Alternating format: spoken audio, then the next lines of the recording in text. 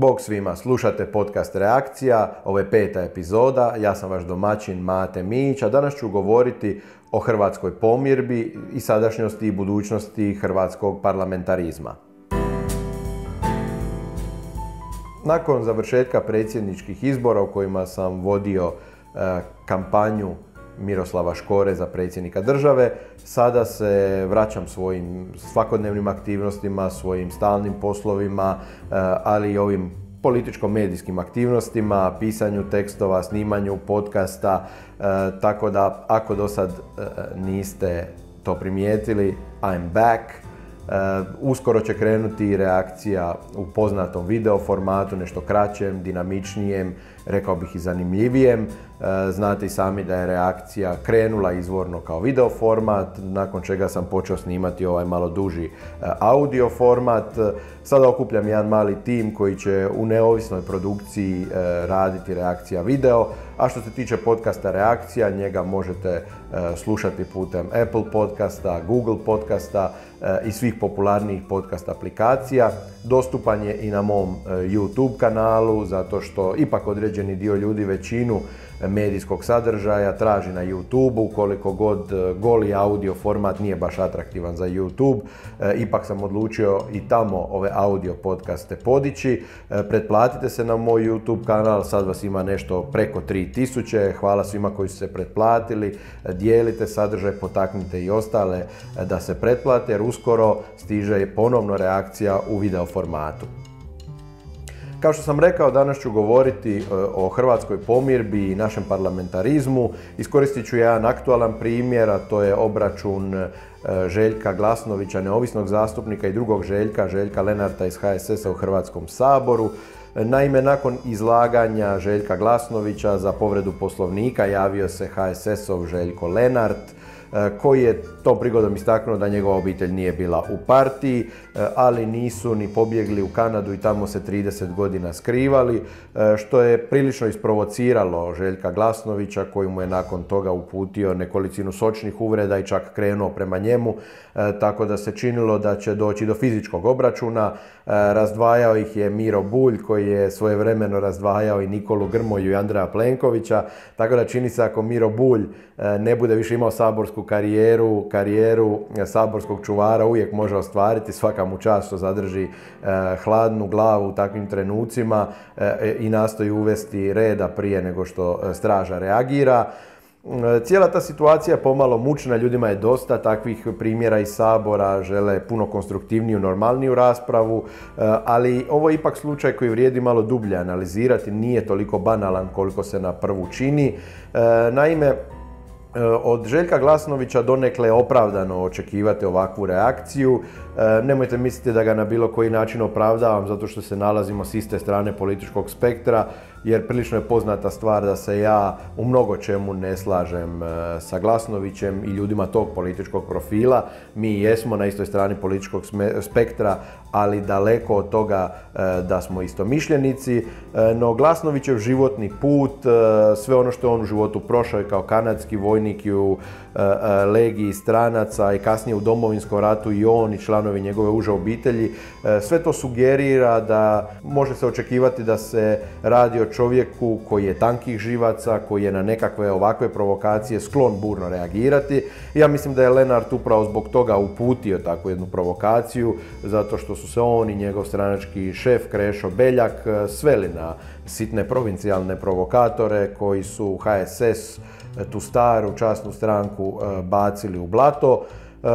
Glasnović, ja to moram reći, nije primjereno reagirao, ni najmanje, ali je donekle razumljivo i da se objasniti zašto je njegova reakcija bila takva, dok za Lenarta baš i nema opravdanja. Zna se zašto su ljudi odlazili u političku emigraciju, dio je odlazio zato što su bili sudionici rata na drugoj strani, ali dobar dio ljudi je otišao jer se bojao odmazde samo zato što su povezani s nekim ljudima koji su bili s druge strane. Jako puno ljudi nije moglo dobiti posao u socijalističkoj Jugoslaviji jer im je neki član obitelji bio dio aparata NDH ili ustaškoj vojnici. To su stvari koje se ničim ne daju opravdati, pogotovo je smiješno da ih nastoje opravdati ljudi koji su veliki zagovaratelji ljudskih prava. danas, zato što su njihovi politički oci, politički uzori ili ako hoćete čak i preci u svakom smislu kršili ljudska prava u socijalističkoj Jugoslaviji. Ona je bila eklatantni primjer totalitarnog sustava koji je s vremenom nešto olabavio pa se pretvorio u autoritarni, ali je sustavno do kraja kršio ljudska prava, tako da nisu ljudi bježali što im se bježalo, nisu ljudi bježali što su bili kukavice, bježali su zato što su se bojali likvidacije bez suda, bježali su zato što su se bojali da neće moći normalno živjeti, zato što je netko njihov možda nešto zgriješio ili je samo bio dio aparata NDH. I pokušavati opravdati tu epizodu hrvatske prošlosti kao i pokušati opravdati NDH kao takvu nema apsolutno nikakvog smisla. To su stvari koje se ne daju opravdati. Lenart i slični zastupnici uvijek moraju imati na umu da je dobar dio hrvatskog naroda, ako ne Lenart osobno, ako ne njegova obitelj, jako puno hrvatskih obitelji je u komunizmu oštećeno, bilo da im je oduzeta imovina, bilo da su bili maltretirani, bilo da su njihovi bližnji bili proganjani, čak i likvidirani diljem svijeta. To su stvari koje su duboke rane i u to se ne dira na ovakav jedan banalan način u saborskoj raspravi, u želji da se ubere koji politički bod ili da se izazove nekakva kontroverza o kojoj će mediji pisati. Ako je svatko ko je otišao u emigraciju nakon 45. pobjegulja, onda treba pitati Željka Lenarta je li njegova stranka HSS zapravo stranka pobjegulja. Jakov Žižić, magistar politologije s Fakulteta političkih znanosti Sveučilišta u Zagrebu, u svom znanstvenom radu HSS i hrvatska politička emigracija od 1945. do 1990. piše da se procjenjuje da je među hrvatskim političkim izbjeglicama okupljenima u Italiji i Austriji po završetku Drugog svjetskog rata bilo oko 2 do 3 tisuće HSS-ovaca.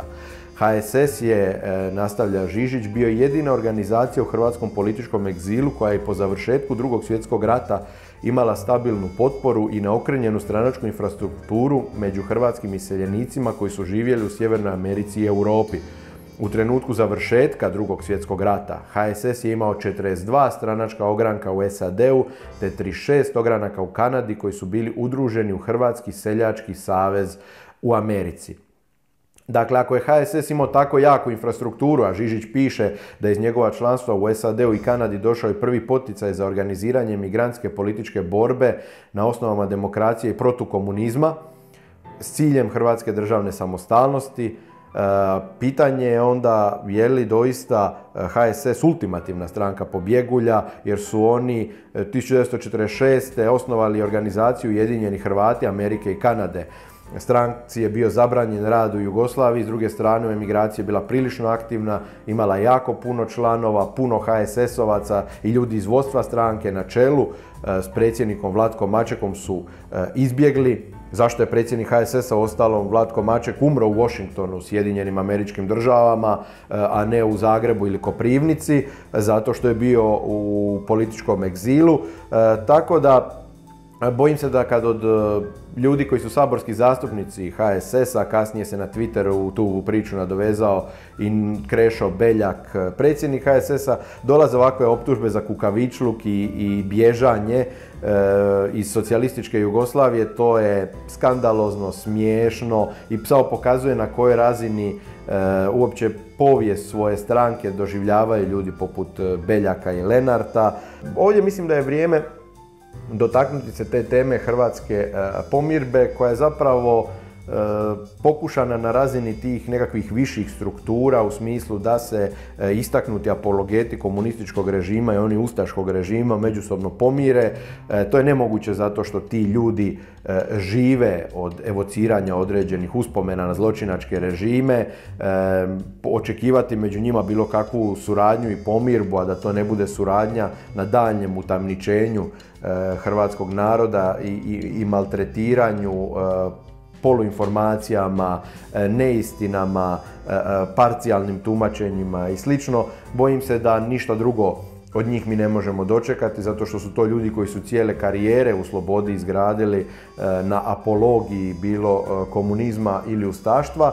Ali kad pričamo o pomirbi među običnim ljudima, ovo iz Sabora je doista dobar primjer. Svi smo mi na neki način emocionalno vezani za svoje pretke. Oni su bilo na jednoj, bilo na drugoj strani sudjelovali u tom krvavom ratu. Svi mi znamo na kojoj su strani bile naše obitelji. Naravno da kad upravo ovi o kojima sam pričao, koji su apologeti jednog ili drugog režima, krenu sa huškanjem, ljudi se prirodno svrstaju na stranu na kojoj su bili njihovi preci. To im zvuči logično, brane svoje obiteljsko nasljeđe. Ali pomirba među nama, običnim ljudima, je zapravo stvar zdrave logike i uvažavanja tuđe patnje i doista stvar međusobnog razumijevanja. Evo, ja mogu dati svoj primjer, dolazim iz dominantno partizanske obitelji iz Dalmacije. Moj je djed, po kojemu sam ja dobio ime Mate, bio maloljetni partizan.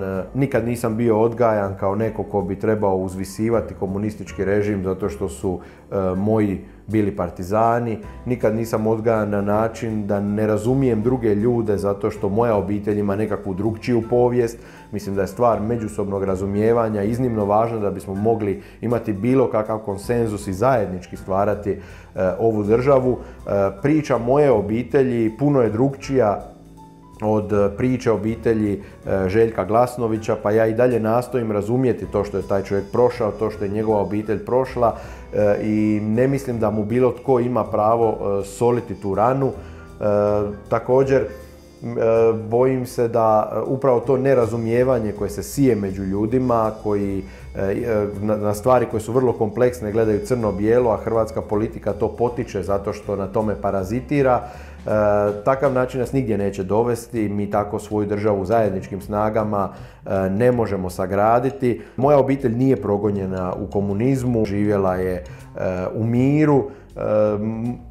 S druge strane, apsolutno sam svjestan toga da mnoge obitelji su bile stigmatizirane, da nisu mogle živjeti u miru, da su morale pobjeći da bi ostvarile bilo kakvu perspektivu, da bi živjele u kakvom takvom prosperitetu i slobodi.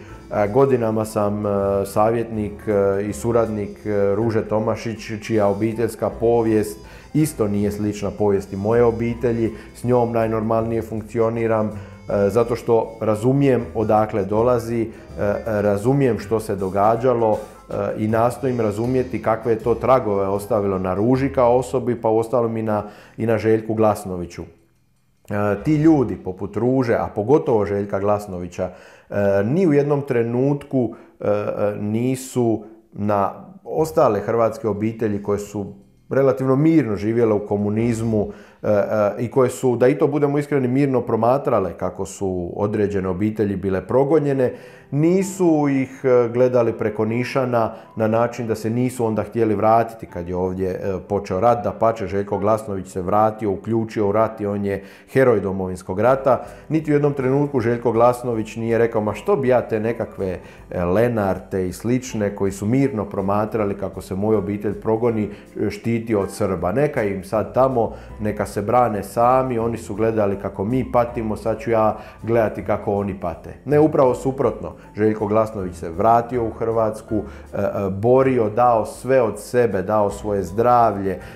Njegov brat blizanac je prošao strašne torture u ratu. To su ljudi koji su bez imalo žuči prema onome što se njima događalo i što su mnogi Hrvati mirno promatrali da se događa u njihovom okruženju, došli i stali u obranu domovine i tog Lenarta i njegovih bližnjih i ni u jednom trenutku nisu si postavili pitanje trebaju li to činiti. To je žrtva koju treba cijeniti, to je žrtva koju se treba pokloniti. Željko Glasnović je u svakom smislu pokazao koliko je velik čovjek baš zato što je unatoč obiteljskoj povijesti, unatoč tome što su mnogi ovdje koji su ostalom kasnije njemu bili nadređeni jer su bili dio Tuđmanove vlasti, bili upravo ti progonitelji, za hrvatsku slobodu bio spreman prijeći preko nekih stvari, a i mi danas da bismo u miru izgrađivali Hrvatsku državu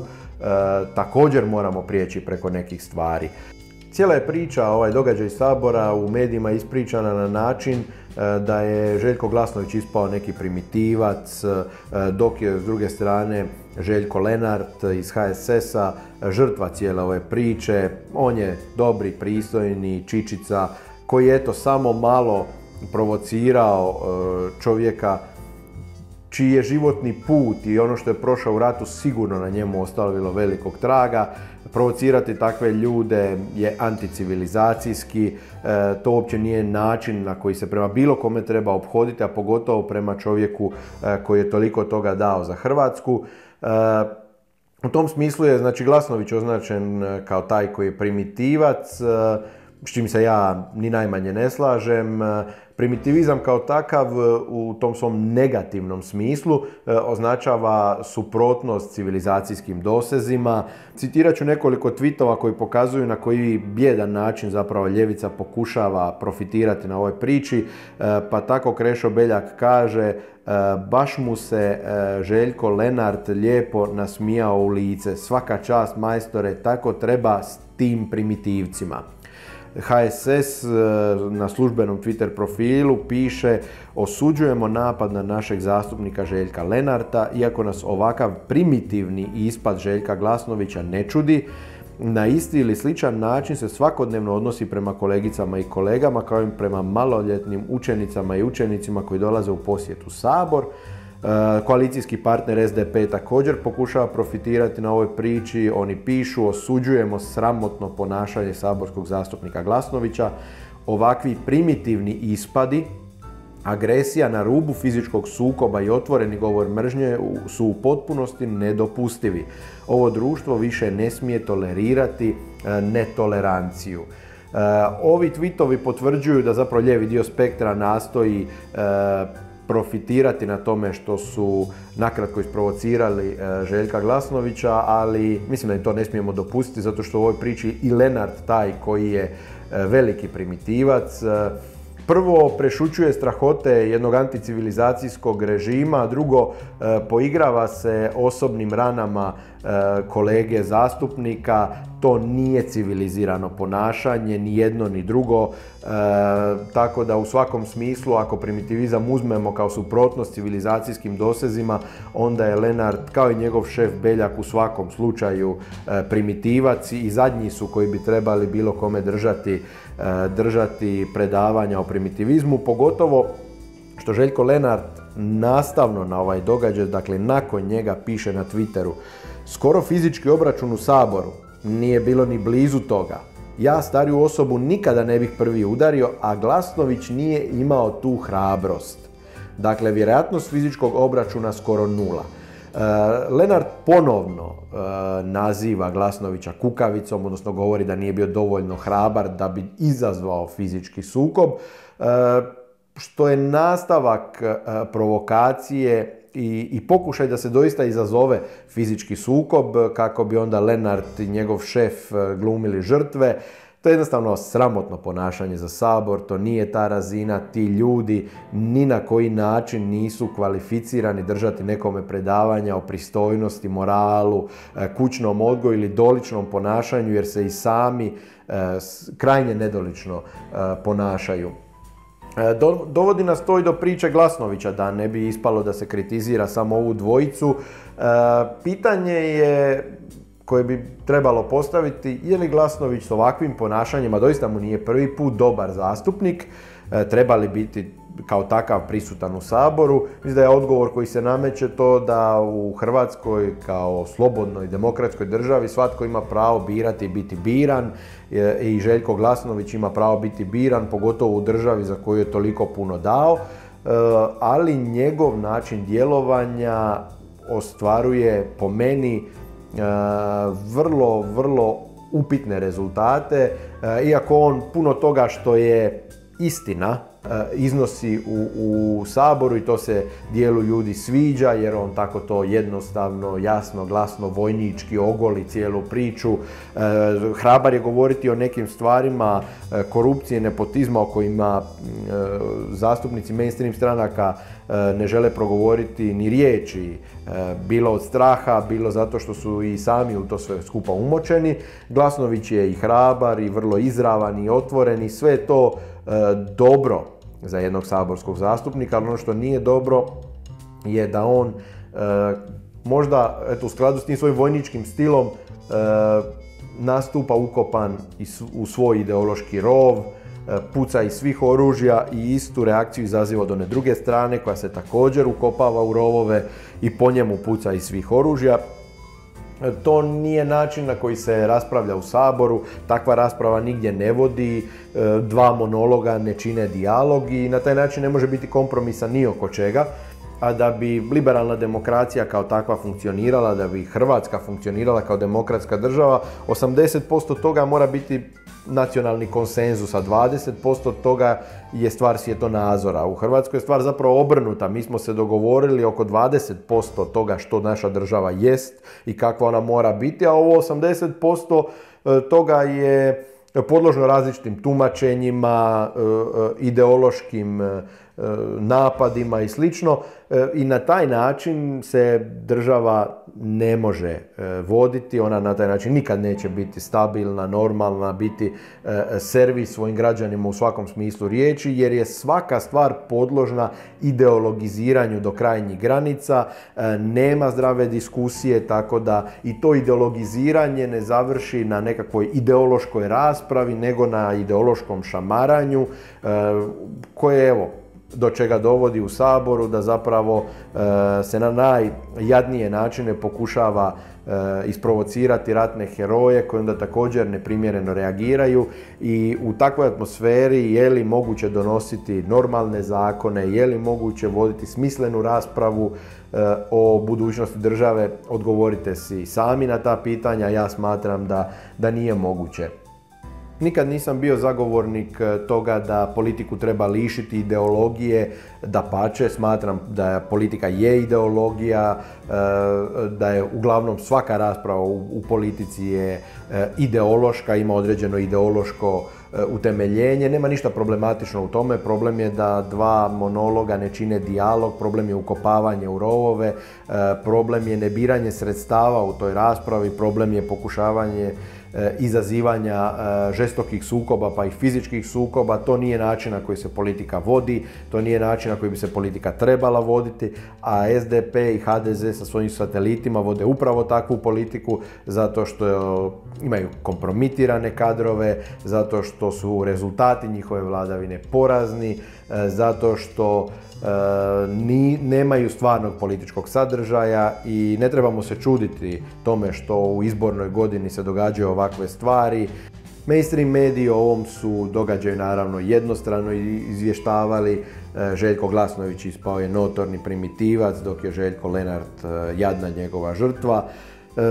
Jedan izbalansirani pogled rekao bi da su Željko Lenart i Željko Glasnović, ako su ispali primitivni, ispali jednako primitivni, jednako su se neprimjereno ponašali, s tim da Željko Glasnović ima određeno racionalno opravdanje zašto je tankih živaca, zašto ružno reagira na određene provokacije, dok Željko Lenart nema apsolutno nikakvo opravdanje za svoje ponašanje, za negiranje prirode komunističkog režima i za najniže provociranje heroja Domovinskog rata, čovjeka koji nosi određene rane i koji je odgovoran političar i odgovoran saborski zastupnik definitivno ne bi pokušavao dodatno zasoliti.